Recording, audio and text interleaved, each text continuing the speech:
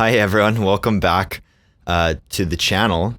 Feels a little weird to be sitting here talking into a camera again. It's been a hot minute. Sorry for leaving you hanging for so long. I don't know. Life got really busy with work, and then there's some stuff I've had to do to gear up for school starting in September that also kept me busy. Why am I back inside? That's a great question. The climate is changing, and if you didn't know that, you should call Al Gore. Where I am in Canada has just had kind of a lame summer, to be honest. It had this intense, insane heat wave where it was like, do not go outside unless you want to get heat stroke. And then we had a lot of forest fires nearby just because it's so dry here right now. So outside currently, the sky is gray. You cannot see the sun because there's so much smoke. You can't really breathe out there. It's literally snowing ash on parked cars. And on top of being so lame outside right now, where it's actually like your throat hurts if you breathe outside for more than 5 minutes, this weekend we got another heat wave. So it's just great. But yeah, I'm sorry that I left for so long. It's like you stop making videos, and then like the longer you wait, it's like almost harder to get motivated to start again, especially because I missed the June wrap up, I think. And then I missed the July, and by the time this video goes up, August is almost going to be done. So just as far as the wrap-ups go, I'm probably going to make like a 3-month extravaganza at the start of September before school starts, hopefully. And then I probably won't do wrap-ups anymore because I'm just going to be too busy, and I'll just focus on videos that, I don't know, are more spur of the moment, sporadic, and take up less time maybe. Anyways, what better way to restart the channel, get back into YouTubing, than a rambling, unscripted rant about a movie that nobody's seen that's very weird, based on a poem that lots of people haven't read. I saw The Green Knight, which is based on the Old English poem Sir Gawain and the Green Knight, or Sir Garwin, I guess is how it's supposed to be pronounced. I always said Gawain, so I'm going to keep saying that. This is a film based on an Old English poem, I believe from like the 1800s. It is an A24 produced film. A24 is a movie studio that makes a lot of pretty wacky, weird movies. They make lots of good horror films, very like artsy stuff. At this point, I feel like if you're a horror fan, there's a good chance that you've seen at least a couple of their movies because they've been making some really good horror films. Even though I am vaccinated, I was a little nervous going to a theater, but it was okay because nobody's coming out to see The Green Knight. This film also marks the first time since my graduation in 2015 that my English literature degree has come of some use to me. So I knew if I waited long enough, it wouldn't have been a waste of time. I guess before I start spoiling, do I recommend it? Yeah, I liked it, but you have to have a tolerance for movies that are kind of slow paced and weird and leave lots of questions unanswered. You have to kind of piece together things and think about what the movie meant to you. If you don't like movies like that, then I don't know, I would say skip it. It is not like a Lord of the Rings fantasy where it's like a fun time. It's a slow moving, strange one. So yeah, but I liked it. What can I tell you about Sir Gawain in The Green Knight? In the original poem, Sir Gawain is a knight of King Arthur's Round Table. And I think it's like Christmas, and they're drinking, they're making merriment as they do, and this knight bursts in, this large, like physically imposing green knight bursts in. He's a very tall man. The original poem, I don't think says like he's made of plants and vines and stuff. They just say he's green, which like, why is he green? He comes in and he says, I have a game for anyone who dares to play and dares challenge me. Anyone in this room, you want to take a single swing at me with your weapon, you can do so. And then in a year's time, I will return the blow. I don't know why anyone would say yes to this game. Sir Gawain says, yeah, I will take you on. And he takes a big fat swing with his sword, hits the Green Knight, chops his head off. He's like, yeah, well, he's not going to be returning the blow anytime soon because he's dead. But then he's not dead. He picks up his head and he says, okay, I will see you in a year. You better come to my green chapel. Far away in the hills, and I'm gonna chop your head off. Bad game for Christmas. My family always played crokinole.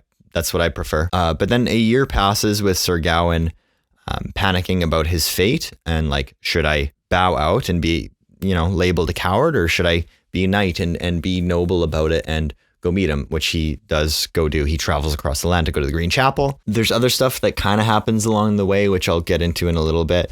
But the long and short of it from the poem, I believe, is that he is ready to accept a blow from the Green Knight, and the Green Knight just nicks him on the neck a little bit. And it turns out it was an epic prank. It was all a ruse, a bit of a game made in good fun for Sir Gawain by this lord whose name escapes me, but I forget the reasoning. It's like to teach him the virtues of being a knight. It's pretty messed up when you think about it. I mean, if someone I knew tricked me and made me think for a year that I had to accept my own death by beheading in a year's time or be labeled a coward, and that's not a good prank, man. There's more to it. But yeah, that's just kind of the gist. The movie takes lengths to expand it quite a bit. I mean, that story I told in like 3 minutes with edits. So, hard to make a 2-hour epic fantasy film out of that. They do take creative liberties with it. I watched this movie and I was like, I don't remember any of this. And then I looked it up after, and it's because the original poem didn't have any of the stuff in the middle. Basically, the poem has the Christmas game at the beginning and the showdown with the Green Knight at the end. And the in-between is Sir Gawain traveled to the Green Chapel. And that's basically all it says. It says he had some adventures along the way. The film fills all that in. There's a lot of crazy stuff that happens. And there are reasons that the writer and director chose to do that, which I'll get into in a second. Or I guess I'll get into now. I'm going to start talking about the movie. So yeah, the purpose of the movie, the point, or like whatever the writer and director wanted to get across is not immediately obvious, even with any prior knowledge of the poem. Take some creative liberties, obviously in the middle, but also with the ending. And that was interesting. The ending is a little bit different than the poem, which you're already taking this poem that is not very long and expanding it into this big movie, and you're adding all this stuff. If you have one or two elements from the original poem, why would you change one of those few and far between elements? Why would you do that? I think it works to great effect. I don't think the message of the film is exactly the same as the poem, but that's cool. It's kind of its own thing. And also, I don't think the Green Knight is something that there'll be many diehard purists about as far as the poem. It's not like, changing things with Dune or Lord of the Rings or something like that. So the ending of the poem and the ending of the film both serve to leave Sir Gawain with a sense of nobility or duty. Like he accepts something that it would be great to run away from, but he does so mostly with dignity. I just kind of felt the sense that the film turns it more into a meditation on our own mortality and accepting that burden as human beings. So basically in the poem, he's like, okay, yes, cut my head off because I agreed to this game and I have to,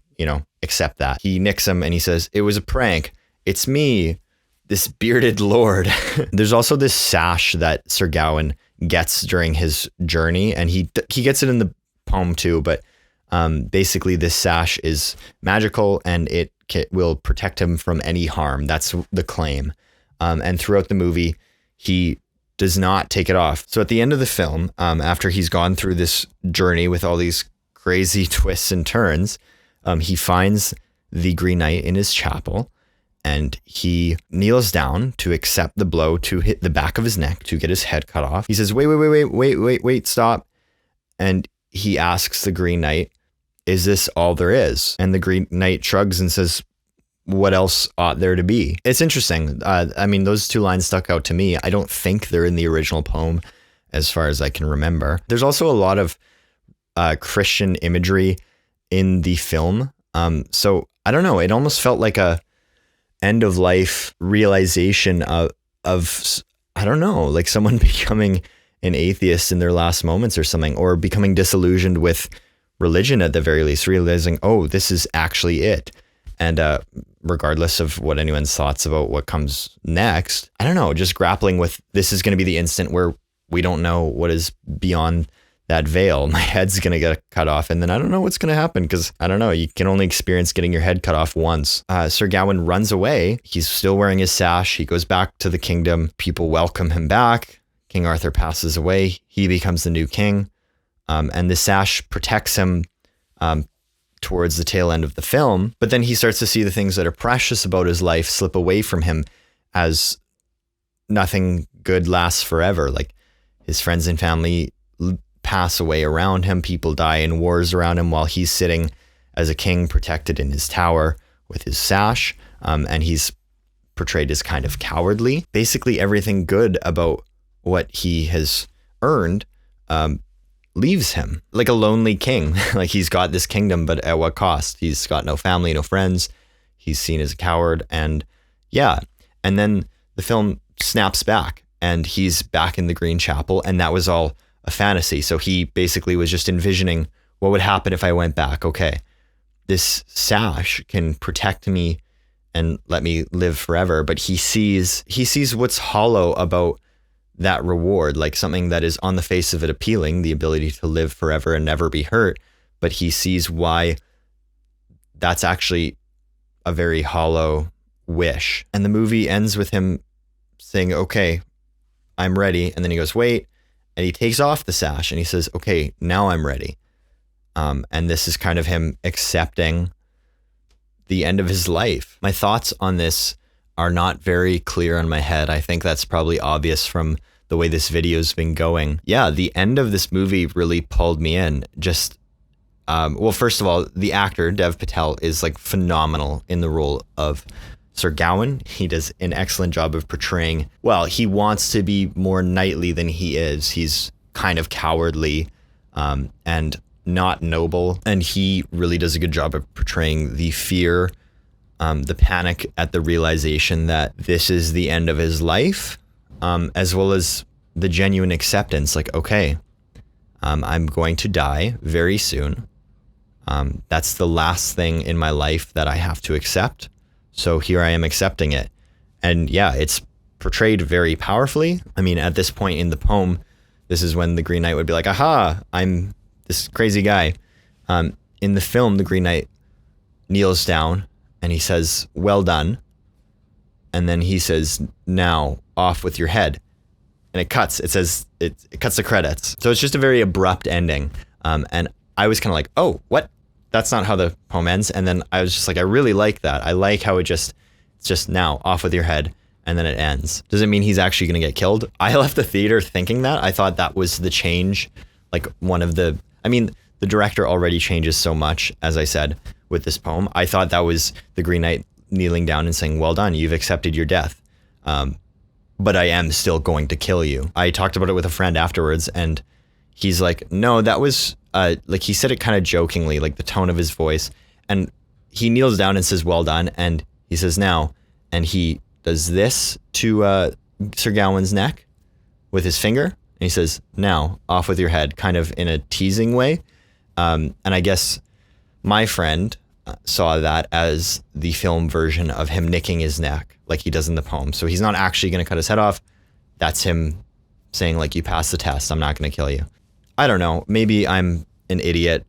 That's probably true. I actually don't know if it's supposed to be ambiguous. Like, am I just reading into it too much? I genuinely thought that was the Green Knight saying, well done, you've accepted mortality. And here it is. Maybe in that sense, I saw the Green Knight as more of a symbol of the inevitability of death, especially since they make more of an effort to connect the Green Knight and the greenness of him to nature. Like I said in the poem, he is just a green dude. He's like a big scary guy, but he's just green. In the film, he looks like an ant or something, like he's covered with bark or something like that. And there's this monologue from a character where it's like he is a force of nature. I mean, I think Sir Gawain says he's not of this earth, and someone's like, he is earth. And I don't know, that greater connection of the Green Knight to Mother Earth just made me think of him more as a symbol of the nature that we all have to accept on this planet is, things are born, they grow, they live, and they die. So yeah, with that in mind, I left the film thinking, yeah, he's gonna kill Sir Gawain, but maybe it's not as ambiguous as I'm making it out to be. I don't know. There's a lot more to read into as well. The actual trials that he goes throughout the film, I thought they were kind of weird and wacky. And then someone on like Reddit pointed out that they kind of symbolize the 5 knightly virtues, which that may be true. I didn't even know there were 5 knightly virtues. I'm not well versed in knighthood. Someone was arguing that the point of all these random trials that the writer and or director put in there are to prove the ways in which Sir Gawain is not fit to be a knight. Yeah, it's very possible that's another aspect of it. I don't know. Like, there's some interesting things to think about in this film. Like I said, the religious imagery as well as the kind of mortal aspect of it are what interests me the most. The aspect of like the inevitability of death as human beings and realizing that's really the only deal we get. There's no way out of it. Accepting that burden with grace. That's what I took from it. Whereas with the poem, I didn't necessarily get that as much, but interesting film. I did like it. I don't think I'll watch it again for a very long time. The ending was the most compelling part to me, but I didn't by any means enjoy everything leading up to it. So just personal preference. It's not like I thought this was a killer movie that I could watch on repeat, but there was enough there that I enjoyed it. And yeah, like I said at the beginning of this video, I think I would recommend it if you like movies that kind of, get the noodles cooking. I think that's all I have to say about The Green Knight. I am very curious to hear what you folks think, if you saw it, or go watch it. Well, yeah, I just spoiled the whole thing, but go watch it if you want. Thank you all for watching. Again, apologies that I was gone so long. The uploads are not going to be super frequent as I get busier and busier, but I do not have any intentions of abandoning this channel. So I will be around. I'm supremely grateful that people are still watching. I mean, I had this big 3-month gap and there's still people subscribing and commenting on things, which just like rocks me. Like, it blows my mind that there's still like viewer engagement like that. So genuinely, thank you. And for some of the people who are subscribing within the last couple weeks or so, welcome. There will be more uploads to come. I hope you find that this is a cool community. The people I've interacted with in the comments to this point have all been awesome, and there's always good chats. So yeah, I'll keep rambling as I did today in the future. Thank you all for watching. I'm honestly super glad I made this video. I'm super glad I'm back. I will be back again soon. There will be more videos. Thank you. Take care.